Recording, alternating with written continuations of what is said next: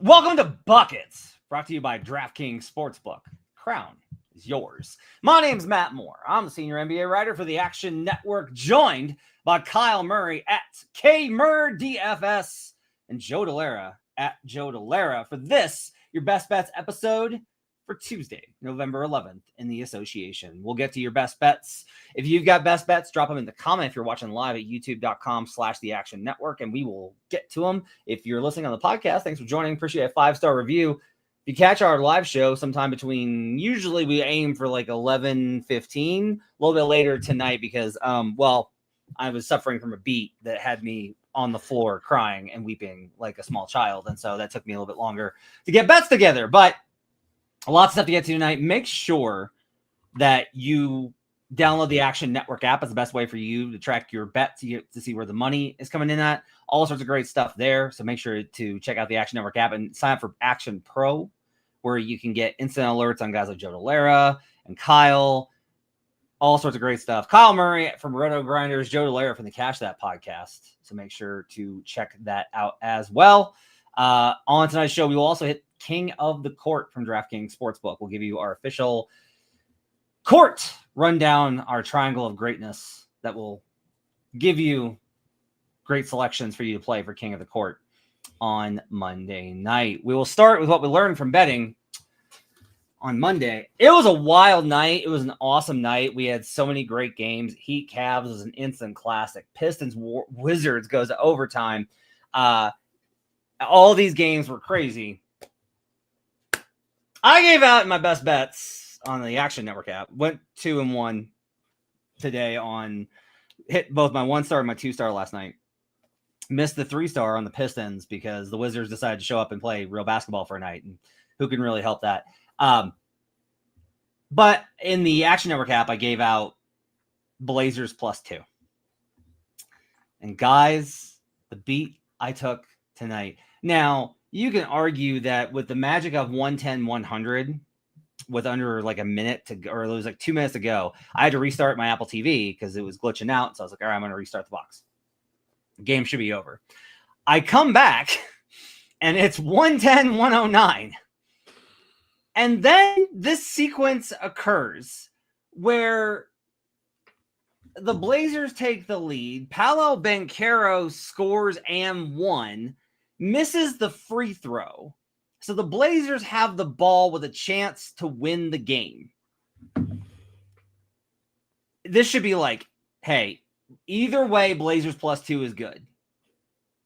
They've got a last-second shot. Paolo Banchero takes the fucking ball away from Jeremy Grant. Just like reaches out and like in my daughter's third grade basketball games, just is like, that's mine now. And then immediately calls timeout because somehow the Magic still have a timeout. They draw up a play, and somehow, some way, in the tie game, Desmond Bane, who has not hit a 3 all year,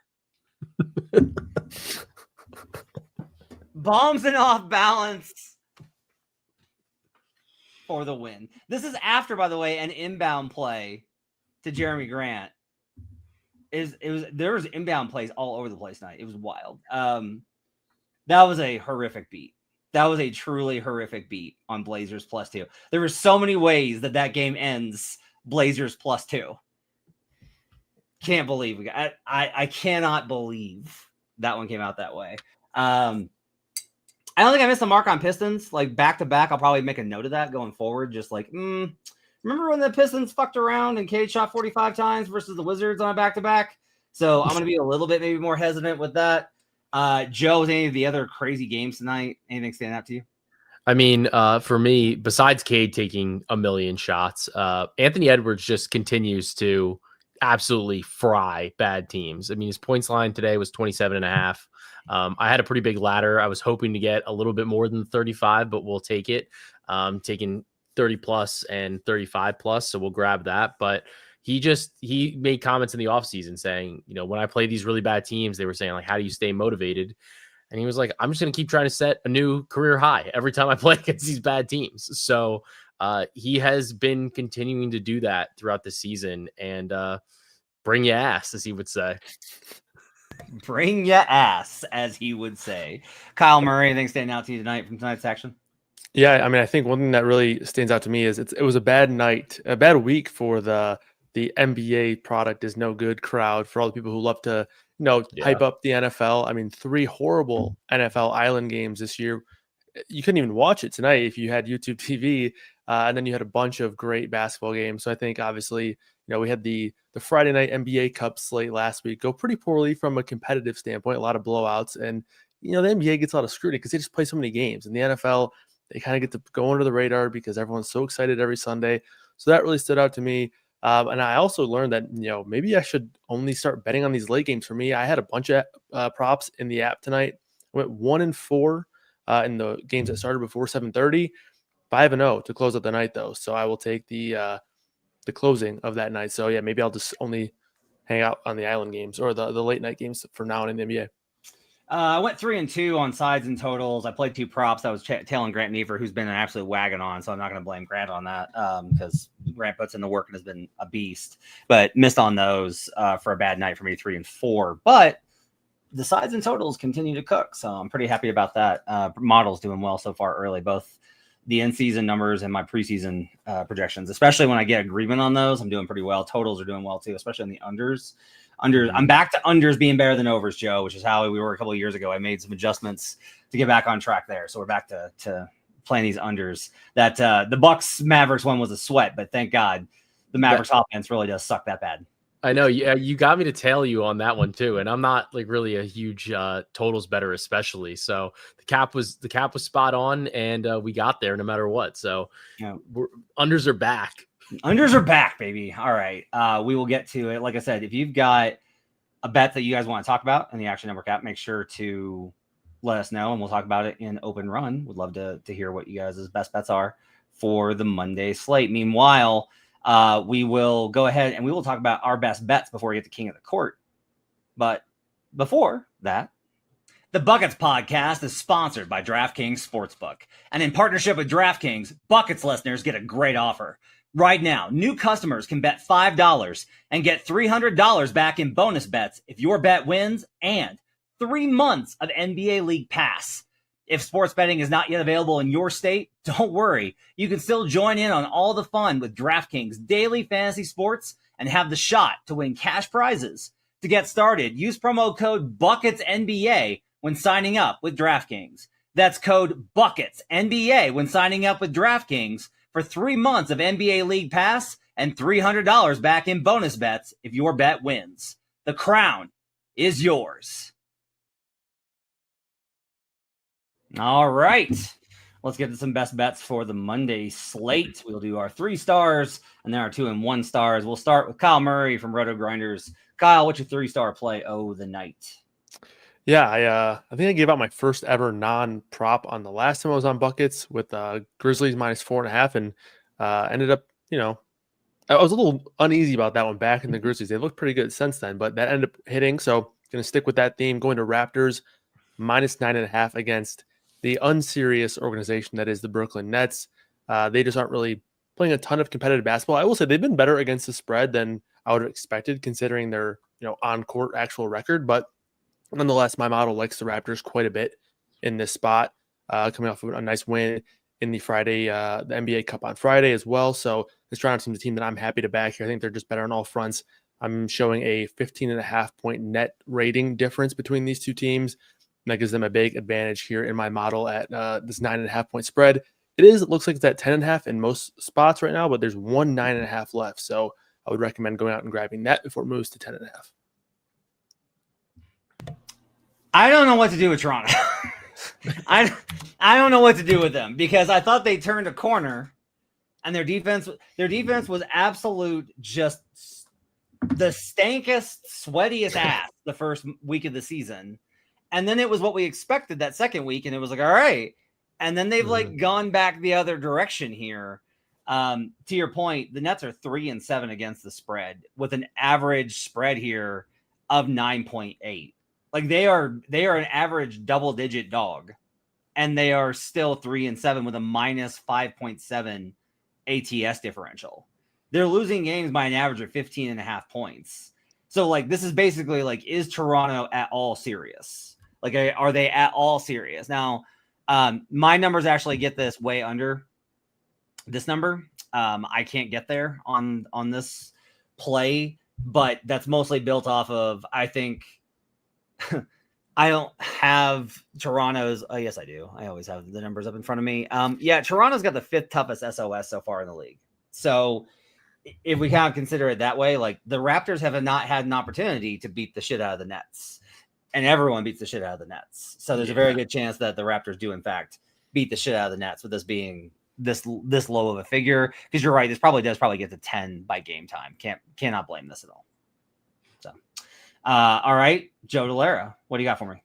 All right, so we are back again on the Jalen Brunson train. Jalen Brunson over 25.5 points against the Memphis Grizzlies. I like this as a little bit of a buy low. He's gone under this line in 3 straight games, 19 against the Nets, 23 against the Wolves, 16 against the Wizards. A lot of that had to do with the fact that he was just diming like crazy. But prior to that, he was just on a 30-point streak for the most part. I think it's a good matchup positionally. Memphis has kind of allowed lead guards to run roughshod on them. Shea scored 35, Cade 33, Booker 32, Luka 44. So they're all kind of similar in their play style, I would say. And I think that Memphis is going to have a little bit of difficulty, especially the way, I mean, let's be real about this, especially the way Ja Morant has been effort-wise out there for Memphis over the past couple of games. I think this is a great spot for Jalen Brunson to just put up a big number on this Memphis Grizzlies team in a pace-up spot. Memphis is playing pretty fast. New York still wants to move the ball with a little bit of speed as well, and I think that Brunson's just due to have a big game here after 3 lower scoring games while setting up everybody else. So I like the spot for Brunson at 25.5. I like how if Jalen Brunson is playing great basketball, gotta ride the hot hand. And if Jalen Brunson is not doing well, this is a great bounce back spot for him to get right. The best part about, I will say though, I bet Jalen Brunson 30, like it was like 33.5 points plus assists, like 4 games in a row. It hit every game. The game that I stopped, it went under. So I will, I just, we know the Knicks. That's my team. I will tell you what's interesting is my in-season numbers. So I've got this like right around the number based off of preseason power rating, which is odd because my preseason power rating loves the Grizzlies and still thinks the Knicks are here. What's weird is my in-season numbers actually like just this season, and it's too small of a sample. That's why I use the power rated, the prior influence one, but it actually only makes us 4, which I was surprised at. And like Brunson can definitely go off because I don't think Memphis's defense is where it needs to be when they have things like a center. If they have any center whatsoever at any point, that'd be amazing. But I am just kind of curious. A lot of the underlying, it's very weird. If I look at one set of numbers, it's like, oh, the Knicks are awesome. They're right on track. If I look at another set of numbers, it's like, so the Knicks like aren't good. Yeah. And I mean, mostly schedule adjusted stuff, really. Yeah. I was going to say, I feel like when I'm watching them, there are moments where you're like, wow, this is whatever they're doing offensively is awesome. Like I love the ball's moving. And I think that they're still adjusting. So I think it's really good that they're performing the way that they are thus far throughout the season. Obviously new coach, new scheme, new like game plan, everything. Right. But there are some moments where you're like, ooh, that's not like, that doesn't look right.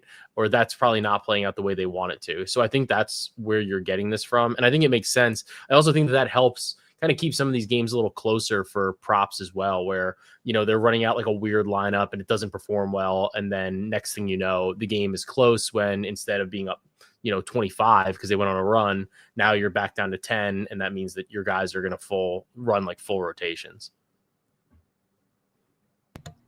I'm looking up since 2022-23, we've got a 30 ball for Jalen, a 27 ball for Jalen, a 23 ball for Jalen, a 20 ball for Jalen, and a lot of rebounds. Actually, he's actually rebounded really well versus Memphis, which is interesting. Yeah, I was a little surprised about that too, but I'm a little hesitant in that regard. Just like this season, he's been like it's just up and down. Like there's some ceiling there, but there's also a lot more floor, I think, too, just with him and rebounds.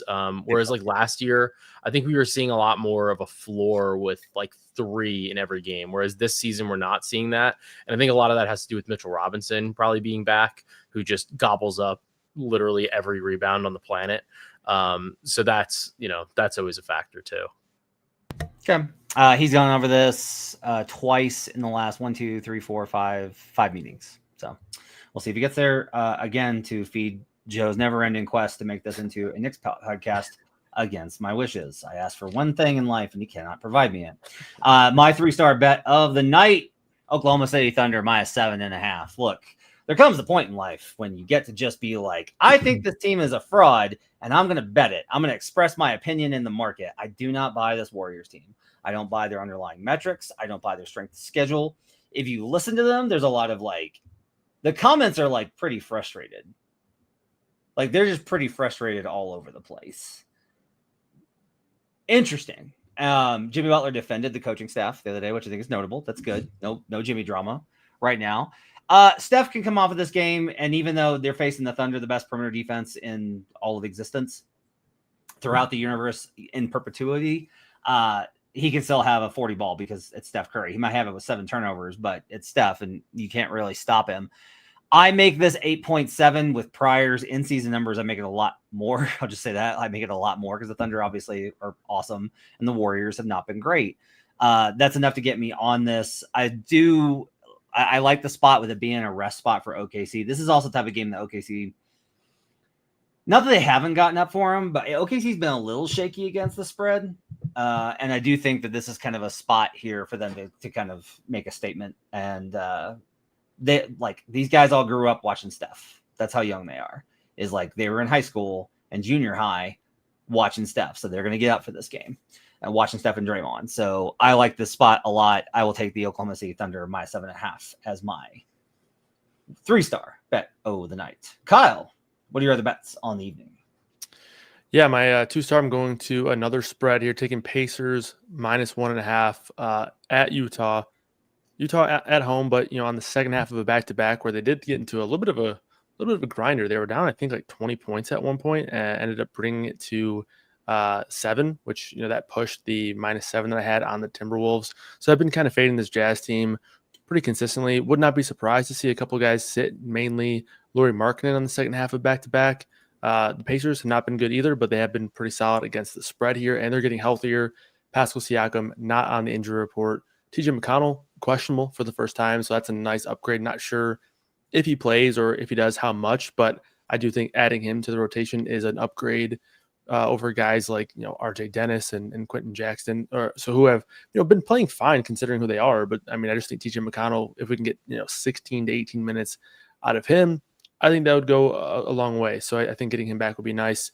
And I just think that the Pacers team in this current form, especially with Siakam and maybe TJ McConnell back, are much better than this Jazz team, who I think have a chance to actually be without a key player in Lauri Markkanen in this one. So we'll see how the injury report shakes out tomorrow for the Jazz. But in this current spot, I'm going to take the -1.5 for the Pacers.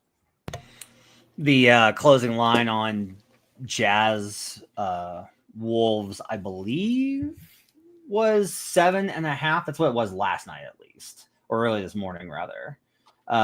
Closing line on that tonight was 7.5. Yeah, the Wolves won by 7, so they just cleared this, which is annoying because if they had not, I would have noted to you that since Walker Kessler got hurt, the Jazz are now, they were going to be 1-4, but they are 2-3 ATS without Walker Kessler, which I think is a notable kind of thing here. They've actually just gone to hell since Walker Kessler got hurt. And that's not excellent. They lost to the Wolves in the other game by 40. They lost to the Pistons by 11. They beat the Celtics, which is hilarious. Yeah. And they lost to the Hornets. They lost to the Hornets by 23 points. So yeah, it's next level bad. Yeah, my numbers, I can't get there on this power rating, but I am also not running to the counter to bet the Utah Jazz here, so can't blame you for it. Pacers, and then Nikola Jokic should absolutely just, I mean, yeah, nobody can stop him right now. Yeah, I think all things considered, the matchup is really good. It's the Kings have been a team that has really amplified efficiency from a scoring perspective. You're seeing the field goal percentage go up for this matchup against the Kings, which I think goes a long way for a guy like Jokic, who can certainly find volume, but also with the amount of potential assists he has, more potential conversions in that market, which kind of lead to a solid projection for Jokic for me tonight. And I think also it's a little bit of a game theory portion too. If you want to talk about the king of the court, you can maybe bet Jokic over on the PRA, and then maybe also bet somebody else as the king of the court. So you can still have that out if Jokic does end up being the favorite to win this king of the court. I guess a little contest here, but for the PRA number, I have 52.5 or right around 52 for the projection for Jokic. Mm-hmm. So the over 49.5 pops, nothing crazy, but there also aren't a ton of player props out right now. So this was one that was near the top of the board, but I would recommend, if you're looking for more player props from me, check back tomorrow morning or tomorrow afternoon, where we'll have, much more flooding in the markets. Our number here on this number is 40 and a half? 49. 49.5. Yeah. Okay, so since the 2022-23 season, which is when Jokic got to have real teammates next to him again, even these last two seasons, which were a little bit shaky on that, here are the PRA totals for Nikola Jokic versus the Sacramento Kings. Are you ready, Kyle? Hit me. The lowest is 28, 38, 39, 40, 43. But then we get to 47, 53, 55, 63, and 74. That'll do. Yeah. 74 in that January 23rd game last year, which is, I described that one. That was the 35-17, the 35-22-17 game. The game was insane. That was the best game I've ever seen any human being play basketball. Like, I've never seen anybody play better basketball than that. There have been better stakes, and I've seen better performances, like greater games. And like the one he had versus the Wolves, the 60-point triple-double was obviously insane. This is the best I've ever seen anybody play. So he's got a pretty good track record versus the Sacramento Kings. Joe Dellera, what are your 2 and your 1 stars? Yeah, so I like both of these plays that Kyle gave out, and I'll actually give my 1 star first because I like the Denver Nuggets -8.5. You rarely see me give out a spread here, but I do really like the matchup for Denver. We'll see whether or not Sabonis does or doesn't play. That would obviously impact this, and I think it would also impact Jokic's ability to like further dominate some of these games.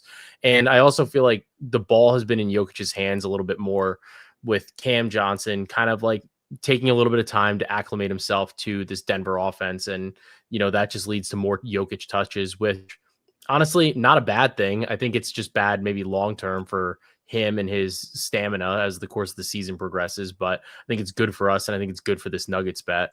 And then my 2-star play is Jimmy Butler over 16.5 points.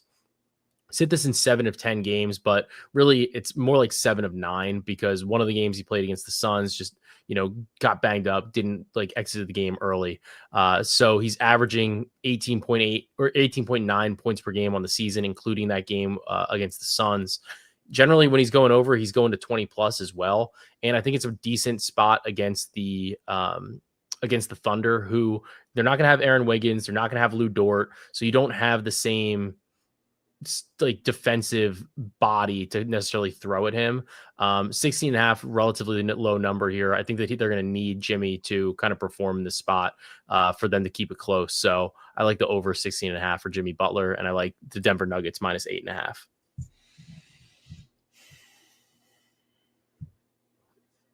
What are Jimmy's matchups defensively?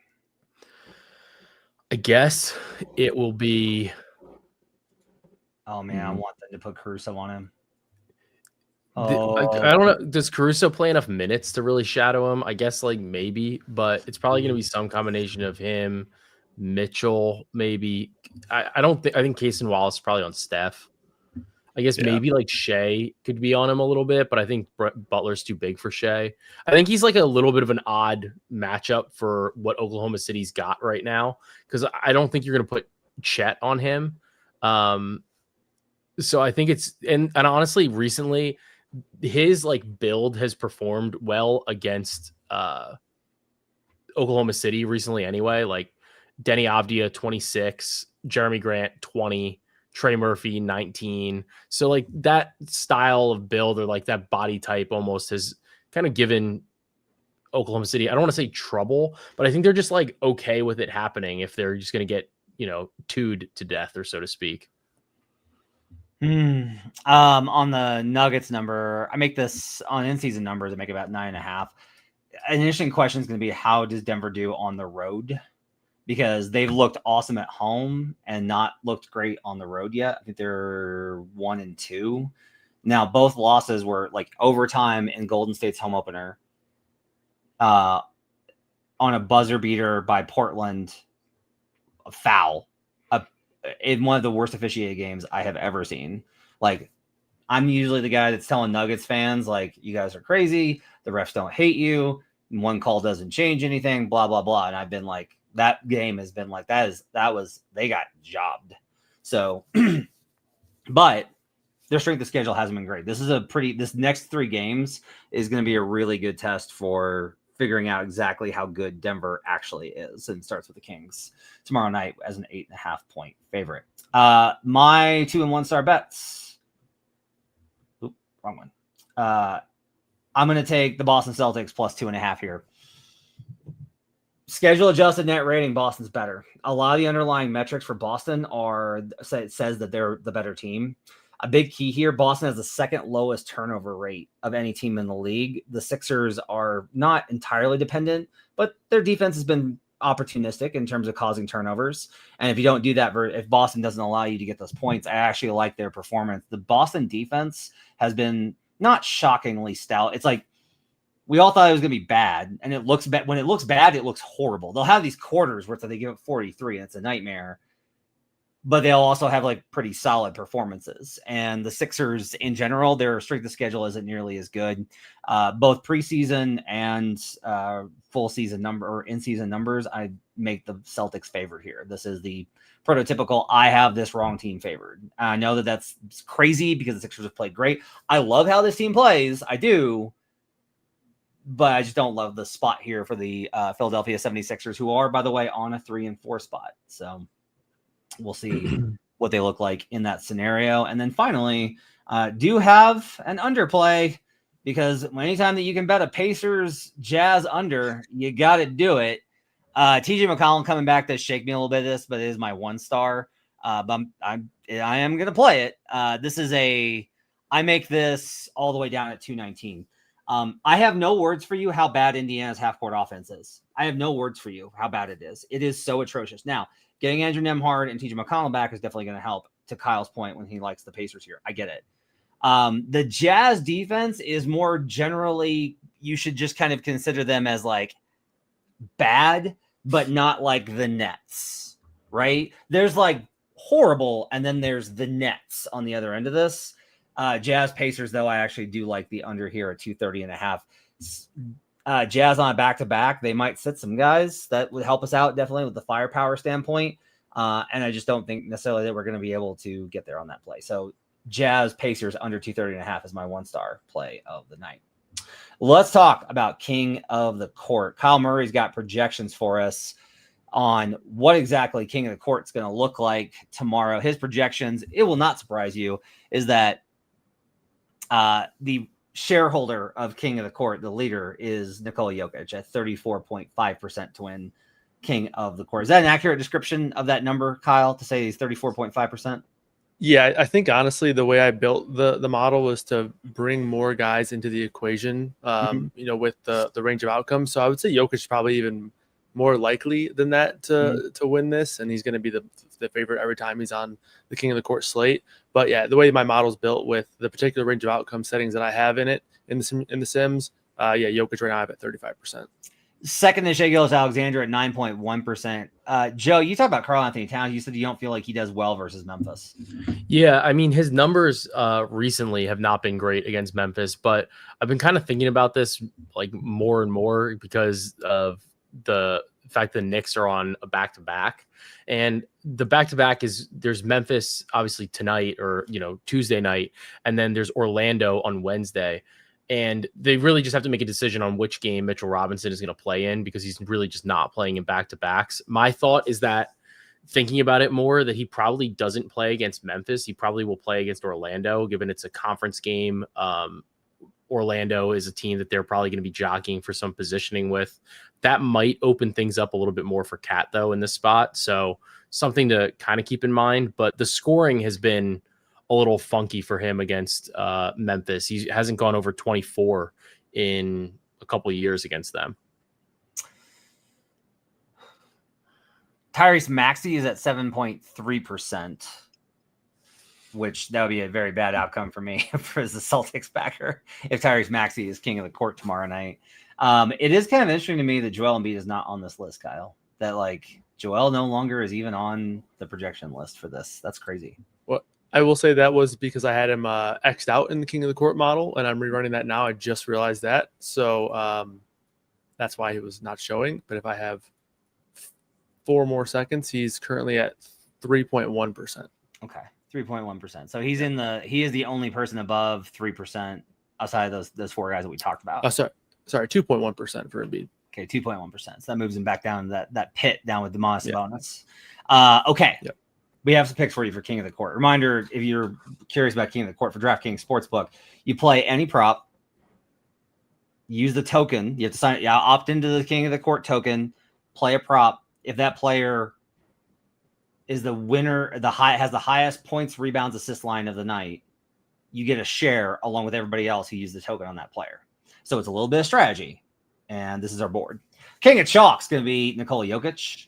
No surprise. I mean, Jokic should absolutely destroy here, but you're splitting the money with like everybody. Like everybody's going to be on Jokic tomorrow.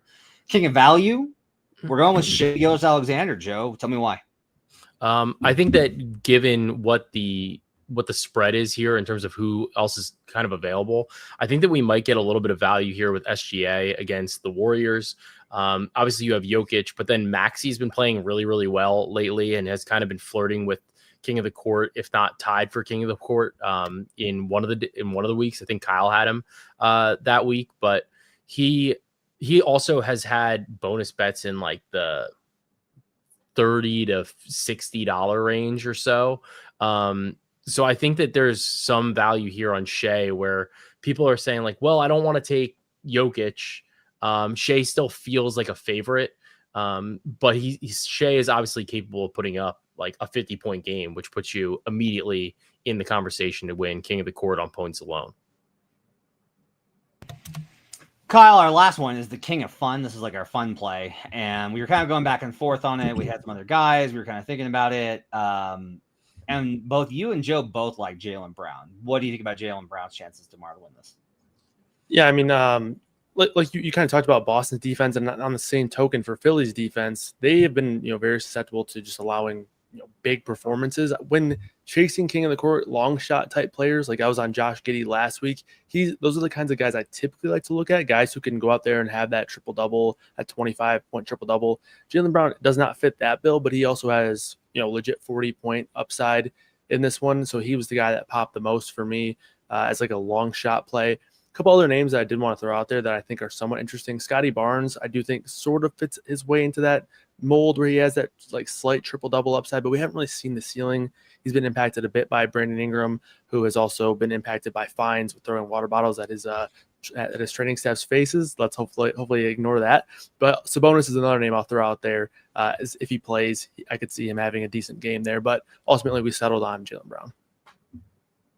Joe, what were your thoughts on Jaylen? Yeah, I mean, I think that the matchup is one that he's familiar with in terms of this Philadelphia 76ers team. Obviously, if Joel plays, it makes driving into the paint a little bit tougher, but you are likely to get, maybe pick up a couple extra free throws in that regard. So Philly has been trying to play pretty fast, and I think that they're a team that, Boston hasn't necessarily been playing as fast, and I think that's one of the issues there, but Philly can speed them up enough that Jaylen Brown can get some of those extra possessions. So I like some of the upside that you have with Jaylen Brown in this matchup. Okay. Our King of Chalk is Nikola Jokic. Our King of Value is SGA. The King of Fun is Jaylen Brown. And that's your King of the Court picks. From DraftKings, the crown is yours. Okay. Let's do a little bit of open run. We got a couple of these selections here. D Johnson asks on YouTube, thoughts on Maxey over 34.5 points and assists / Barnes over 12.5 RA. Do either of you have a thought on that? I mean, Maxey's been cruising over this line like every game. So I couldn't really talk you off of that one, I don't think. Okay. And then Barnes over 12.5 RA. You got to like that one, Kyle, given your thoughts on Scotty, right? Yeah, I haven't projected to go over that one. I've met 14 rebounds and assists. The one thing that I think could potentially hurt him here is I also have Toronto to cover. So if he loses out on minutes down the stretch, that would obviously hurt him. But, if that 3-star play for me loses and this game stays closer, maybe we see 35, 36 minutes for Barnes. Maybe he has a little bit more upside there to play more throughout the game. And then we just talked about Joel, but what do y'all think about going over on Joel Embiid, over on 21.5 points and 7.5 rebounds? What do you have him projected at for minutes and then his production, Kyle? Yeah, I have him at it's a moving number. Yeah, I have him at 26 minutes, and with that, I have him at 22 points and 7.5 rebounds. So just pretty much the same line. I will say the matchup is good. Like, they don't really have anybody that can match up with him, so he could easily dominate in these 26 minutes. But projection-wise, pretty much in line with the market. The rebounds have not been there, though, for him this season. Like, I think his high is 7 against the Wizards. So I'm not keen on his rebounds. But the points, I think you could – I think you could get there on the points. Yeah. I feel like he's historically struggled versus the team, but he started to shrug that off lately. He's had better performances, I feel like, in recent seasons, but that was also with a version of him that was, not this. So I feel like we're seeing a little bit more like cherry picking from him too this year, like more than normal. Probably to like save his legs a little bit, but although he does love beating up on small guys, he might just eradicate Keita. Yeah. That's possible. So, all right, that's going to do it for Buckets. Appreciate you guys being with us. Thanks for joining us. My thanks to David Payne, our producer extraordinaire, for helping us out with the audio tonight, as well as Gifford Gould helping us out on the video side. Thanks to Kyle Murray from Roto Grinders and Joe Dellera from the Cash That podcast. You can see our best bets recap here on the YouTube side. We'll be back with you tomorrow for more best bets for the Wednesday slate. Till then, let's get buckets.